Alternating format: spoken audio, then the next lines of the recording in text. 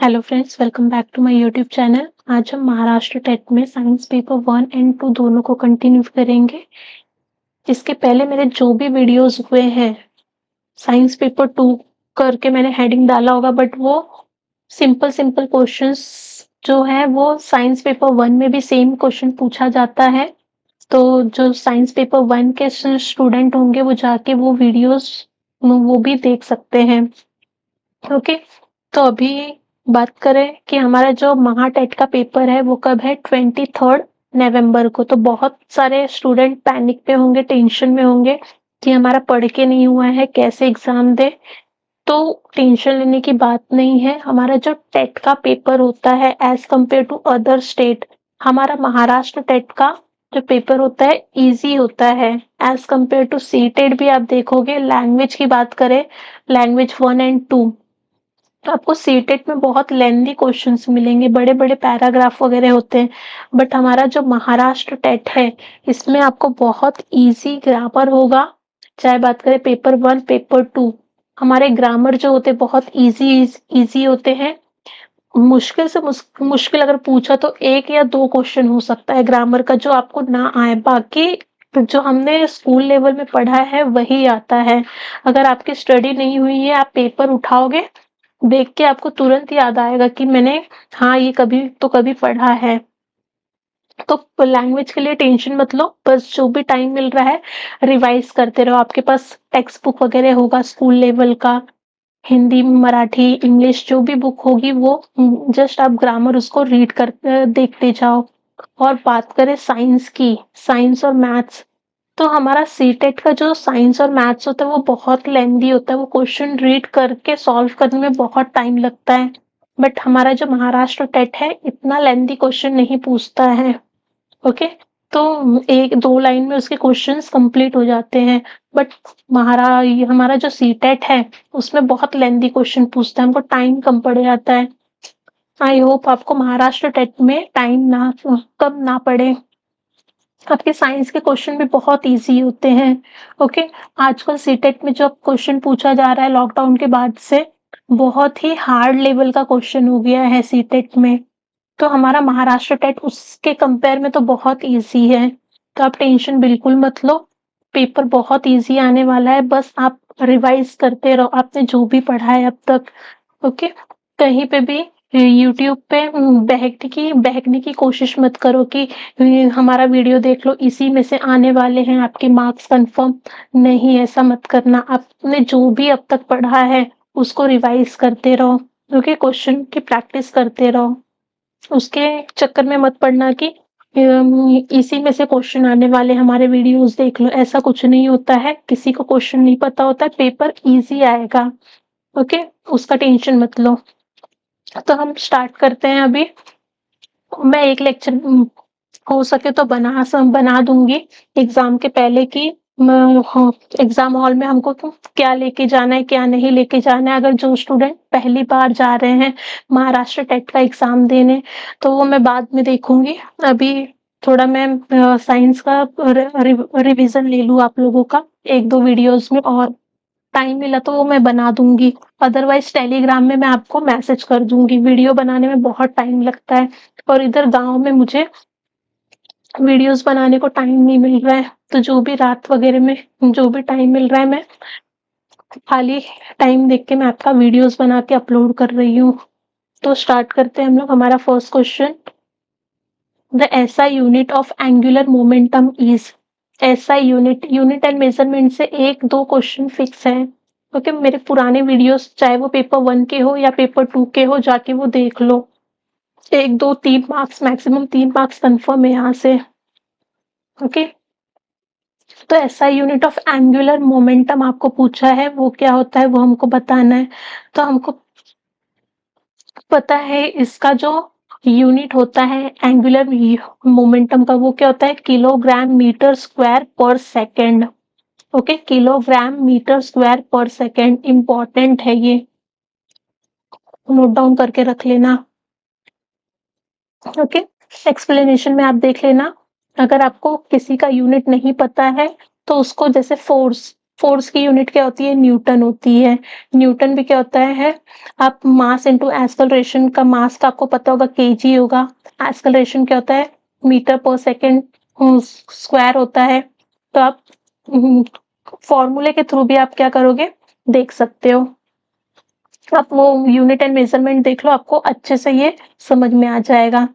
Okay, next question देखो, question number second. Which of the following indicator turns red in acid? हमको बताना है कौन सा इंडिकेटर एसिड में रेड में कन्वर्ट हो जाता है। तो यहाँ पे देख लो, ऑप्शन क्या दिया है? फिनोल्फिन और litmus paper, methyl orange, both B and C. तो फिनोल्फिन जो होता है वो एसिड में कलरलेस ही होता है, बट बात करें litmus paper, blue litmus paper red में कन्वर्ट हो जाता है, और मिथाइल ऑरेंज ऑरेंज कलर में होता है। जब आप एसिड में डालोगे तो वो किस में कन्वर्ट हो जाता है? रेड में। तो मेरा आंसर क्या होगा यहाँ पे? Option D, both B and C. Okay, next question, question number third. Which of the following is not a connective tissue?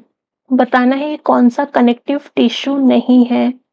तो यहाँ पे देख लो option, bone, cartilage, blood, muscles.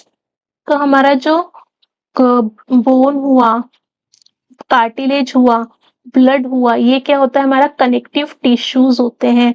But muscle जो होता है वो क्या होता है? Muscular tissues. कनेक्टिव टिश्यूज नहीं है, ये मस्क्यूलर टिश्यूज है।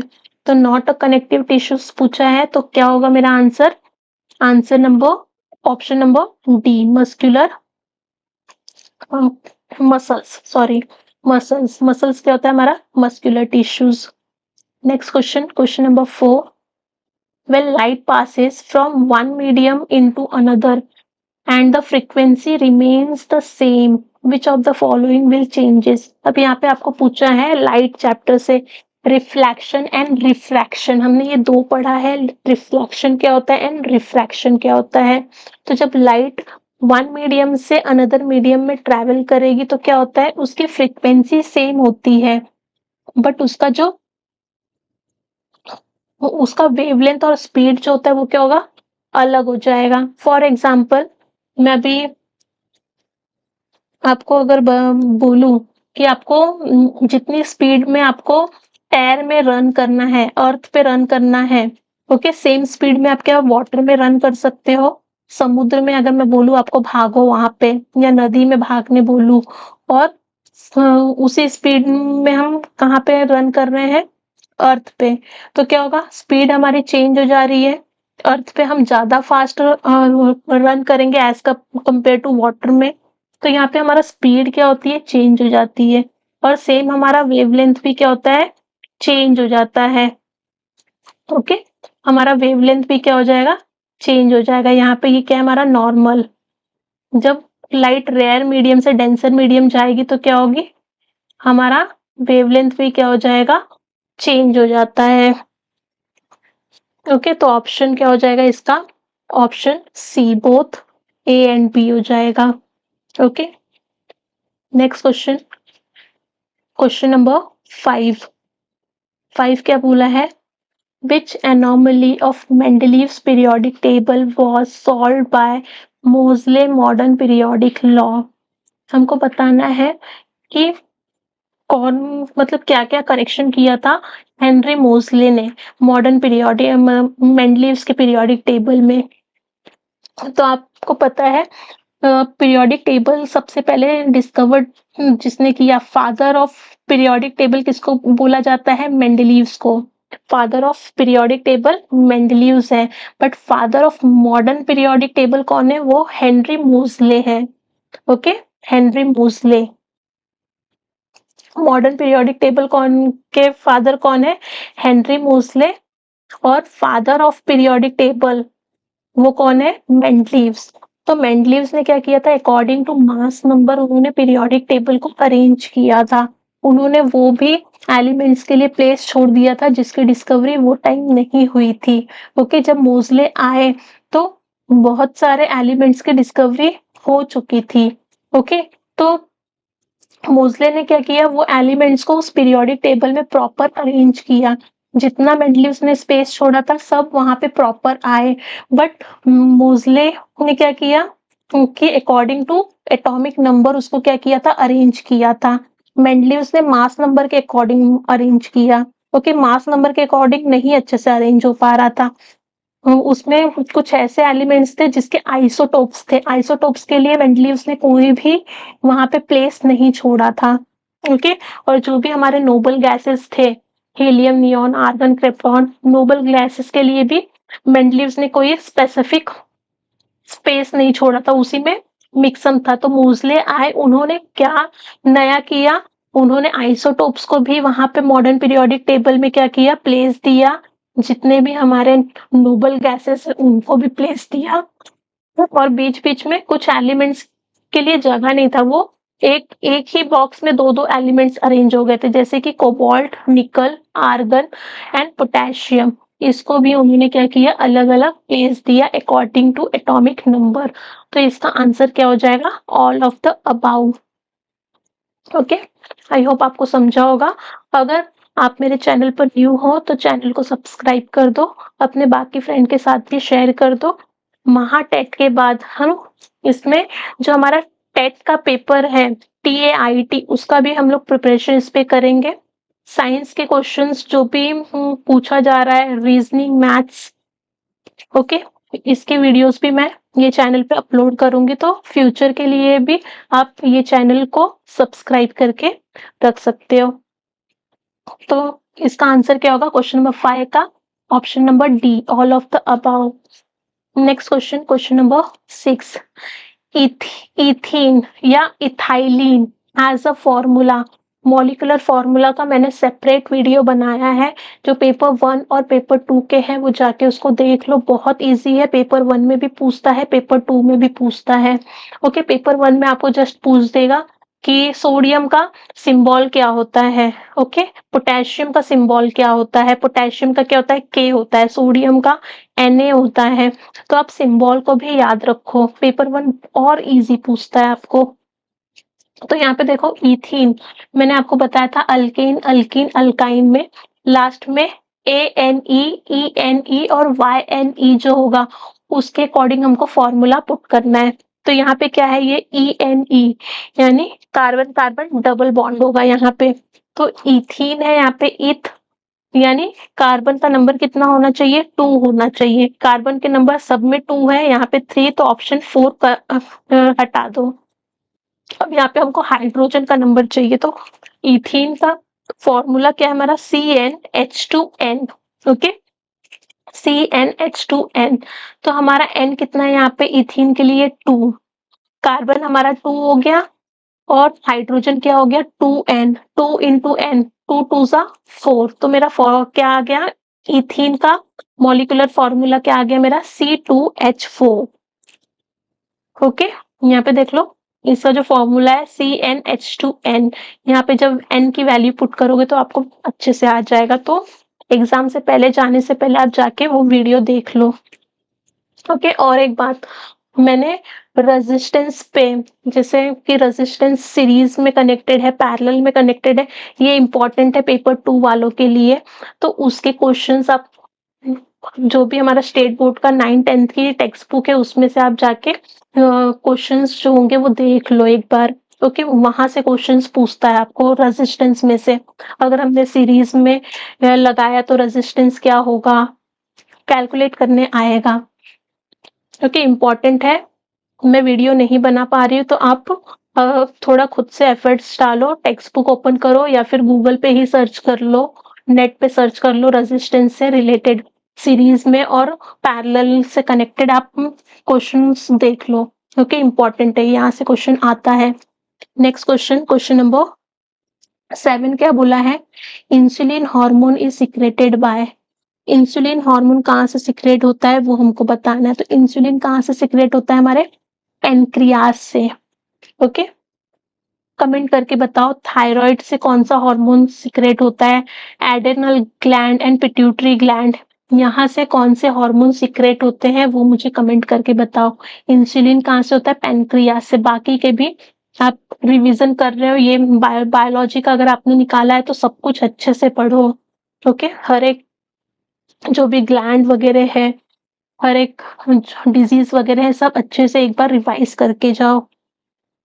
तो इसका आंसर क्या हो गया? Option number D. ओके, इसमें भी अल्फा बीटा गामा, यहाँ से क्या होता है, हार्मोन सीक्रेट होता है, सबसे अलग अलग होता है। तो उसको भी आप जरा एक बार नोट डाउन करके देख लेना कि अल्फा से कौन से हार्मोन सीक्रेट होते हैं, बीटा से और गामा से। ओके, कौन कौन से हार्मोन सीक्रेट होते हैं वो देख लेना आप। Next question, question number 8, the pH of acid rain is usually. Acid rain पूछा है आपको, तो यहाँ पे देख लो, 7 तो न्यूट्रल का होता है, 8 क्या होता है हमारा, ये बेसिक हो गया, 10 भी क्या हो गया, बेसिक हो गया। तो हमारा एसिड रेन क्या होगा, हमारा 5.6, यानी वीक एसिड होता है एसिड रेन। 0 to 3 तक के बीच में जो भी वैल्यू होगी वो स्ट्रॉन्ग एसिड होगी, 3 से 7 के बीच में जो वैल्यू होगी वो वीक एसिड होगी। ओके, इतना नोट डाउन करके रख लेना। आपको क्वेश्चन ऐसे पूछेगा कि गिवन सैंपल पीएच ऐसे ऐसे दिया हुआ है, तो आपको अरेंज करना है कि strong acid, weak acid, strong base, strong weak base के अकॉर्डिंग। ठीक है, तो आप इजिली आप ये क्वेश्चन सॉल्व कर सकते हो, पेपर 1 पेपर 2 दोनों के लिए ये। ओके, नेक्स्ट क्वेश्चन देखो, question number 9, which vitamin is essential for blood clotting. Blood clotting के लिए कौन सा विटामिन एसेंशियल है? कभी भी आपको कट लग जाता है आपके स्किन पे, तो क्या होता है, कुछ देर के बाद ब्लड निकलना बंद हो जाता है, वहां पे आप देखोगे ब्लड क्या करता है, क्लॉट कर देता है, कड़क एक लेयर फॉर्म हो जाता है वहां पे। तो कौन से विटामिन के वजह से ऐसा होता है? तो आंसर क्या है, विटामिन के। ओके, विटामिन सी हमारे स्किन के लिए बेनिफिशियल होता है, विटामिन ए आंखों के लिए होता है, विटामिन B12 हमारे बोन वगैरह, मेमोरी वगैरह के लिए होता है। ठीक है, विटामिन B12 का टैबलेट्स खाते हैं लोग। तो यहाँ तक मुझे लगता है आपको समझा होगा। फिर से मैं बोल रही हूँ, अगर आप मेरे चैनल पर न्यू हो तो चैनल को सब्सक्राइब कर दो, और अपने जो बाकी फ्रेंड हैं या जो फ्यूचर में प्रिपरेशन करने वाले हैं उनके साथ ये शेयर कर दो कि किसी ने ये वाला टेट का फॉर्म नहीं भर पाए हैं, उनको इन्फॉर्मेशन टाइम पे नहीं मिला है, तो ये चैनल से आप जुड़ोगे तो आपको टाइम टू टाइम कौन सा फॉर्म आ रहा है महाराष्ट्र के टीचिंग जॉब से रिलेटेड, मैं आपको अपडेट करती रहूंगी। नेक्स्ट क्वेश्चन देखो, क्वेश्चन नंबर 10, लास्ट क्वेश्चन हमारा, the first law of thermodynamic is essentially a statement of conservation of. First law किसके बारे में बताता है? मास के बारे में, मोमेंटम के बारे में, एनर्जी के बारे में, या वॉल्यूम के बारे में? तो फर्स्ट लॉ ऑफ थर्मोडायनेमिक क्या है? First law of thermodynamic, energy can neither be created nor be destroyed. तो फर्स्ट लॉ हमेशा किसके बारे में बोला था? एनर्जी के बारे में। ओके, हमारा फर्स्ट लॉ किसके बारे में है? एनर्जी के बारे में है। ओके, आई होप यहाँ तक आपको समझा होगा। अगर आप मेरे चैनल पर न्यू हो तो चैनल को सब्सक्राइब कर दो और अपने बाकी फ्रेंड के साथ शेयर कर दो। और एग्जाम के लिए पैनिक होने की टेंशन नहीं है, जो भी आपने अब तक पढ़ा है उसको रिवाइज कर लो, कुछ भी नया पढ़ने की जरूरत नहीं है, पेपर इजी आएगा, टेंशन बिल्कुल मत लो। एकदम टीजीटी पीजीटी लेवल का पढ़ने की जरूरत नहीं है आपको, सिर्फ 6 to 10 तक का साइंस जो है हमारा स्टेट बोर्ड का, वो हम अच्छे से हम स्कूल में पढ़ाते हैं, हमको आता है। ठीक है, तो उतना ही आपको करना है, बाकी कुछ और नहीं करना है। अभी कुछ 2-4 दिन बचा है, तो आप जस्ट रिवाइज करते रहो, रिवाइज पे जितना टाइम मिल रहा है आपको रिवाइज करते रहो। आपका स्कूल होगा, क्लासेस होगा, हर जो भी काम है आप थोड़ा सा वहां से टाइम निकालो और अपने लिए 4-5 दिन आप दे दो। Okay, thank you.